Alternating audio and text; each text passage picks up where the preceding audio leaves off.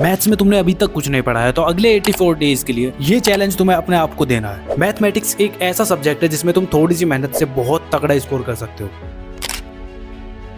तुम्हें मैथ्स इसलिए हार्ड लगता है क्योंकि तुम्हें आज तक किसी ने बताया ही नहीं है कि मैथ्स को पढ़ते कैसे है। तुमसे क्वेश्चन सॉल्व नहीं होते, उसका रीजन मैं तुम्हें इस वीडियो में बताने वाला हूँ। तो बस कॉपी पेन लेकर बैठ जाओ और लास्ट तक बने रहो मेरे साथ। So hi everyone, this is Mukul Bhardwaj और आज की वीडियो में हम बात करने वाले हैं कि क्लास 10th में 95 प्लस स्कोर कैसे किया जाए। तो ये एकदम प्रैक्टिकल वीडियो होने वाली है। इसमें मैं तुम्हें हर चीज के बारे में एकदम डिटेल में बताने वाला हूँ। मैथ्स को पढ़ते कैसे हैं, क्या करना चाहिए, वो सब तो मैं तुम्हें बताऊंगा। उसके साथ साथ मैं तुम्हें टाइम टेबल और शेड्यूल भी बताऊंगा। और वीडियो के लास्ट में एक बोनस टिप होने वाली है जो बस तुम्हारे लिए है। तो यार सबसे पहले एज ए बड़ा भाई मैं तुम्हें कुछ समझाना चाहता हूँ, तो ध्यान से सुनना मेरी बात। तो बिहार में एक गांव था जो कि बहुत पुराने जमाने टाइप का था। उस गांव की कंडीशन इतनी बेकार थी कि वहां ना तो कोई हॉस्पिटल था ना कोई स्कूल था। हॉस्पिटल और स्कूल के लिए लोगों को एक पहाड़ को पूरा क्रॉस करके जाना पड़ता था, जिसमें 1.5 से 2 घंटे आराम से वेस्ट हो जाते थे सिटी में पहुंचने के लिए। तो एक बार क्या होता है कि एक आदमी की वाइफ बीमार हो जाती है, बहुत ही ज्यादा कंडीशन बेकार होती है। तो वो उसको शहर के हॉस्पिटल ले जाता है, वही रास्ते से पूरा पहाड़ क्रॉस करके। जैसे ही वो हॉस्पिटल पहुंचता है तो उसकी वाइफ की डेथ हो जाती है। तभी डॉक्टर्स बताते हैं कि अगर तुम इसे टाइम पे ले आते तो ये शायद बच जाता। और टाइम पर नहीं पहुंच पाने का पता है रीजन क्या था? वो पहाड़ था जिससे कि वो दूसरी तरफ घूम कर जाते थे। अब अगर वही पहाड़ को काट कर उस पर रोड बना दिया जाता तो वो बहुत जल्दी पहुंच जाता। ज्यादा से ज्यादा 20 से 30 मिनट्स लगते। तभी उस आदमी को अपनी उस वाइफ की डेथ का सदमा लगता है और वो सोचता है जैसा मेरे साथ हुआ है ना, ऐसा और किसी के साथ नहीं होना चाहिए। वो नेक्स्ट डे पहुंच जाता है उस पहाड़ पर अपने छेनी हथौड़े के साथ। और पता है उस पहाड़ को क्या बोलता है? वो बोलता है जब तक तोड़ेंगे नहीं तब तक छोड़ेंगे। और वो लग जाता है उस पहाड़ को तोड़ने के लिए। पूरे 22 साल वो वहां पर उस पहाड़ को तोड़ता है और उन 22 सालों में वो एक पूरा रास्ता बना देता है गांव वालों के लिए, जो कि सिटी से जोड़ता है उस रास्ते को। और यही आदमी बाद में जाकर मांझी द माउंटेन मैन के नाम से जाना गया। अब तुम सोच रहे होगे कि मैंने तुम्हें ये स्टोरी क्यों सुनाई, तो तुम खुद देखो उस इंसान के साथ कितना कुछ गलत हुआ। उसने फिर भी अपने आप को चैलेंज दिया कि मैं इस पहाड़ को तोड़ दूंगा और उसने वो तोड़ा भी। और वो तोड़ा भी किससे? बस अपने हैमर से। अब तुम ही बताओ, मैथमेटिक्स कोई पहाड़ के बराबर है? आई नो तुम्हारे लिए तो पहाड़ के बराबर ही है, तो तुम अपना उसे अब पहाड़ समझोगे और तुम्हारे कॉपी पेन पेंसिल ये सब तुम्हारे हुए छेनी हथौड़े, जिससे कि तुम अब अगले 84 डेज के लिए जंग लड़ोगे। और इसमें तुम्हारा डायलॉग पता है क्या होगा? तुम्हें बोलना है कि जब तक क्वेश्चन सॉल्व नहीं करेंगे तब तक छोड़ेंगे नहीं। बाकी तुम्हारे साथ मैं हूँ। तो चलो फिर अब बताता हूँ तुम्हें करना क्या क्या है। तो देखो यार, ये 5 स्टेप्स हैं जिन्हें तुम्हें फॉलो करना है, जिसमें सबसे फर्स्ट है तुम्हारा टाइम टेबल और शेड्यूल। अब तुम 84 डेज की जर्नी स्टार्ट कर रहे हो तो उसमें तुम्हें पता तो होना चाहिए कि क्या शेड्यूल है तुम्हारा, क्या टाइम टेबल है, किस टाइम पर तुम कौन से चैप्टर्स को पढ़ रहे होगे। क्योंकि कोई भी जर्नी स्टार्ट करने से पहले तुम्हें प्रिपरेशन तो करनी ही पड़ती है ना, प्लानिंग करनी पड़ती है किस तरह से क्या करना है, कहाँ घूमोगे, कहाँ जाओगे। इसी तरह से सेम मैथमेटिक्स के लिए अब तुम्हें करना है। अब उसमें हेल्प मैं तुम्हारी कर ही रहा हूँ। तुम्हें बताऊंगा कि क्या क्या तुम्हें कौन से चैप्टर किस तरह से पढ़ने हैं, ठीक है? तो सबसे पहले यार शेड्यूल में ना तुम्हें डेली मैथ्स को एक बात ध्यान रखना, 1.5 घंटे पढ़ना ही पढ़ना है। 1.5 आवर तुम पढ़ोगे ही पढ़ोगे। अब मुझे कोई बहाना नहीं चाहिए कि भैया बाकी के सब्जेक्ट भी तो होते हैं, उनको कैसे पढ़ेंगे, उनको भी तो टाइम देना है। ऐसा कुछ नहीं है, ये सब तुम्हारे बहाने हैं। तुम्हारा माइंड तुमको ऐसा बोलने के लिए मजबूर करता है। तो चुपचाप जो मैंने बोला है वो करना है। 1.5 घंटा सेल्फ स्टडी मैथ्स के लिए चाहिए ही चाहिए। अब इसके बाद तुम्हारे मैथमेटिक्स में सिलेबस के हिसाब से देखें तो 14 चैप्टर्स हैं। अब इन 14 चैप्टर्स को कंप्लीट करने के लिए तुम्हें 84 डेज लगाने हैं। 84 डेज के हिसाब से तुम एक चैप्टर को 6 डेज में निपटाओगे, मतलब कंप्लीट करोगे। तो इन 6 डेज में तुम्हें पढ़ना क्या क्या है वो सब तुम्हें आगे बताऊंगा। 4 स्टेप्स की मदद से तुम पूरे चैप्टर को कंप्लीट करोगे। शेड्यूल तुम्हें समझ आ गया ना कि किस तरह से पढ़ना है। अगर तुम्हारे पास टाइम कम है ना, तो तुम इन चैप्टर्स को करने के लिए एक चैप्टर तुम 5 डेज 4 डेज में भी कर सकते हो, कोई बड़ी बात नहीं है। तुम अपनी सिचुएशन के हिसाब से करो।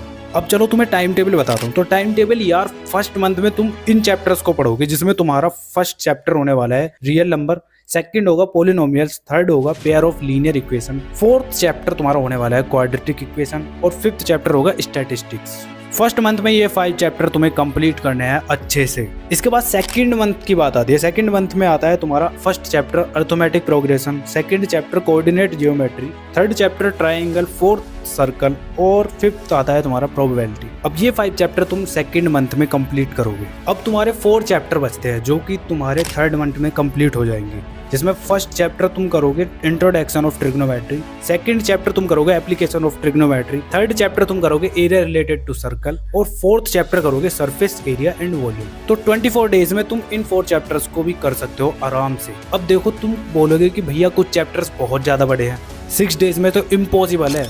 तो यार कुछ चैप्टर्स तुम्हारे इजी भी तो हैं। अब तुम उन इजी चैप्टर्स को 6 डेज ना दे करके 3 डेज में कंप्लीट कर लो। जो बाकी के 3 डेज बच गए हैं उनमें तुम क्या करोगे, उनमें तुम अपने ये बड़े चैप्टर्स को निपटा दोगे। समझ रहे हो ना क्या करना है? ऐसा नहीं करना कि इजी चैप्टर तुमने 3 डेज में कंप्लीट कर लिया उसके बाद तुम मजे ले रहे हो 3 डेज। जो तुम्हारे बाकी के डेज है ना उनमें तुम्हें अपने और चैप्टर्स को अच्छे से कर लेना है। समझ गए ना? तो यहाँ तक तुम्हारा टाइम टेबल और शेड्यूल कंप्लीट हो चुका है। अब तुम्हें कैसे पढ़ना है इन 6 डेज के अंदर, 4 स्टेप्स तुम्हारे वो क्या है एक चैप्टर को कंप्लीट करने के लिए वो बताता हूँ। सेकंड स्टेप तुम्हारा है मेक ए नोटबुक। तो यार नोट्स बनाने तुम्हारे लिए बहुत ही ज़्यादा जरूरी है। उसके लिए तुम्हारे पास एक नोटबुक होनी चाहिए जिसमें तुम्हारे सारे फॉर्मूलेज लिखे होने चाहिए और जो क्वेश्चंस तुम्हें डिफिकल्ट लगते हैं वो क्वेश्चंस होने चाहिए। बिकॉज इजी क्वेश्चंस को तो तुम कर ही लेते हो ना। अब अगर तुम ऐसे बच्चे हो ना जिसको नोट्स बनाना बिल्कुल भी नहीं आता, उन्हें पता नहीं होता कि किस तरह से नोट्स को बनाते हैं, क्या क्या चीजें उसमें लिखी जाती हैं, किस तरह से तुम अपने नोट्स को काफी इफेक्टिव बना सकते हो, तो यार ये वाली वीडियो मैंने अभी रिसेंटली अपलोड किया, तो इस वाली वीडियो को जाके देख लेना। नोट्स मेकिंग के लिए बेस्ट वीडियो है। तो स्टेप 2 में तुम्हें इतना ही करना है, तुम्हें नोट्स जरूर बनाने हैं। एक नोटबुक प्रॉपर बना लो और उसके अंदर क्या क्या कंटेंट लिखना है, किस तरह से लिखना है, इस वाली वीडियो में जाके देख लेना।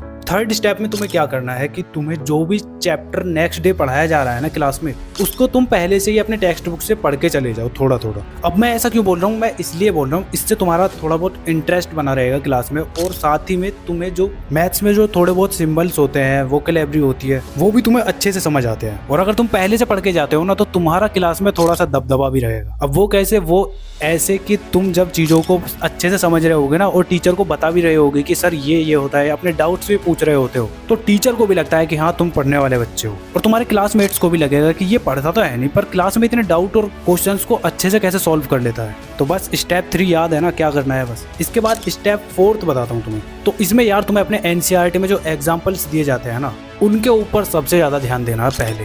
अब मैं ऐसा क्यों बोल रहा हूँ उसका भी रीज़न बताता हूँ। चलो तो यार सबसे पहले एग्जाम्पल्स जो तुम्हें बताते हैं ना वो तुम्हें किसी भी क्वेश्चन के स्टेप्स बताते हैं कि किस तरह से किस क्वेश्चन को तुम सॉल्व कर रहे होगे कितने स्टेप्स में। जो तुम्हारे एग्जाम्पल में क्वेश्चन दिए जाते हैं ना वही तुम्हारे एक्सरसाइज में भी दिए जाते हैं, तो उसी तरह से तुम्हें एक्सरसाइज के क्वेश्चंस भी सॉल्व करने हैं, बस न्यूमेरिकल वैल्यू तो चेंज होती है। अब तुम देख सकते हो तुम्हारे एग्जाम्पल्स में ये वाले क्वेश्चंस हैं, तो इन क्वेश्चंस को देखते हुए तुम अब अपनी एक्सरसाइज पर जाओगे ना तो एक्सरसाइज में भी तुम इस तरह के क्वेश्चंस को देख सकते हो जिन्हें तुम अपने एग्जाम्पल्स की हेल्प से कर सकते हो स्टेप वाइज। तो एक्सरसाइज के क्वेश्चंस तुम्हें डायरेक्ट नहीं करने हैं, पहले क्या करना है एग्जाम्पल्स को सॉल्व कर लेना है। अगर तुम उन्हें ही अच्छे से कर लेते हो तो फिर तुम्हें वो वाली नौबत नहीं आएगी। तुम क्या करते होगे, क्वेश्चन को करते होगे, अगर उसका आंसर सही नहीं आया तो फिर पीछे से देख लिया, वही आंसर टेप दिया। तो इस गंदी आदत को सुधार लो। तो जब भी तुम्हें एक्सरसाइज करने के लिए होमवर्क मिलता है ना तो उसमें पहले एग्जाम्पल्स फिर उसके बाद एक्सरसाइज। अब तुम्हारा लास्ट एंड फाइनल स्टेप बचता है जो कि है तुम्हारा 5th स्टेप। इसमें यार तुम्हें प्रीवियस ईयर क्वेश्चंस लगाने हैं। अब अगर तुम बोर्ड एग्जाम में 95+ स्कोर करना चाहते हो ना तो प्रीवियस ईयर क्वेश्चंस लगाने तुम्हारे लिए बहुत ही ज्यादा जरूरी है,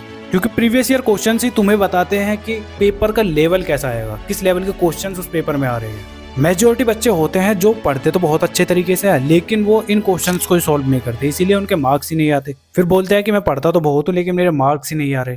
तो ठीक है मेरी जान, तुम्हें ये नहीं करना है, तुम्हें प्रीवियस ईयर क्वेश्चंस को अच्छे से लगाना है। और फिर अगर तुम्हारे पास और टाइम बच जाता है ना तो फिर तुम लगा सकते हो सैंपल क्वेश्चन पेपर्स, और फिर और ज्यादा टाइम बच जाता है तो फिर तुम लगा सकते हो क्वेश्चन बैंक, कोई सा भी जो भी तुम्हारे पास हो। तो यार तुम वीडियो पर अभी तक बने हुए तो तुम्हारे लिए एक बोनस टिप है, और ये टिप है तुम्हारी फॉर्मूला याद करने के लिए।